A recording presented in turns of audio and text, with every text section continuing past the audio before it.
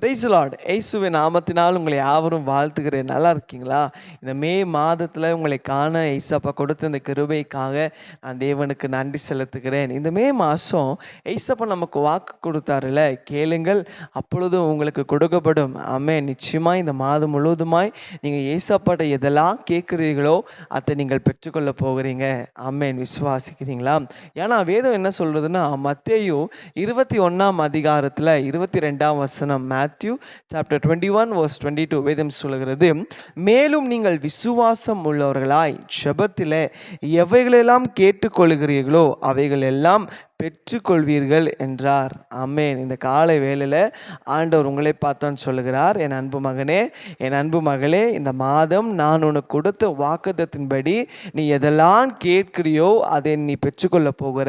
ஆமென். எப்போனா நம்முடைய ஜெபத்தில் விசுவாசம் இருக்கணும். ஆமென். நீங்கள் விசுவாசமாய் நீங்கள் ஜெபிக்கும் போது கர்த்தர் நிச்சயமாய் நீங்கள் எதுக்கெல்லாம் கேட்டுக்கொள்கிறீர்களோ அதை அவர் உங்களுக்கு செய்வார். ஆமென். பாருங்க, நீங்கள் சொல்லலாம், தம்பி இந்த காரியத்துக்காக ரொம்ப வருஷமாக ஜெபிக்கிற, ரொம்ப நாட்களாக ஜெபிக்கிற, அநேக மணிக்கணக்காக ஜெபிக்கிற, உபவாசம் இருந்து ஜெபிக்கிறீங்க, ஆனால் அந்த ஜெபத்தில் விசுவாசம் இருக்கா? ஆனால் விசுவாசம் உள்ள ஜெபம் பலது உள்ளதா? ஆகையால் இந்த நாளில் நீங்கள் எதை கேட்டாலும் விசுவாசத்தோடு ஜெபத்தில் கேட்டு பாருங்களேன். இசப்பா உம்மை நான் விசுவாசத்தை நான் இந்த காரியத்துக்காக ஜெபிக்கிறேன். நிச்சயமாய் நீங்கள் விசுவாசமாக நீங்கள் ஜெபிக்கும் போது, அவர் மேல் நீங்கள் நம்பிக்கையோடு ஜெபிக்கும் போது கர்த்தர் நிச்சயமாய் உங்கள் வாழ்க்கையில் அற்புதங்களை செய்வார். உங்கள் வாழ்க்கையில் நீங்கள் சுகத்துக்காக ஜெபிக்கிறீங்களா? இல்லை உங்கள் வாழ்க்கையில் சமாதானத்துக்காக ஜெபிக்கிறீங்களா? ஒரு விடுதலைக்காக ஜெபிக்கிறீங்களா? ஒரு சுகத்தோ இல்லை ஒரு ஆரோக்கியத்துக்காக ஜெபிக்கிறீங்களா? ஆசீர்வாதத்துக்காக ஜெபிக்கிறீங்களா? இல்லை ஒரு நன்மை நடக்கணும்னு ஜெபிக்கிறீங்களா?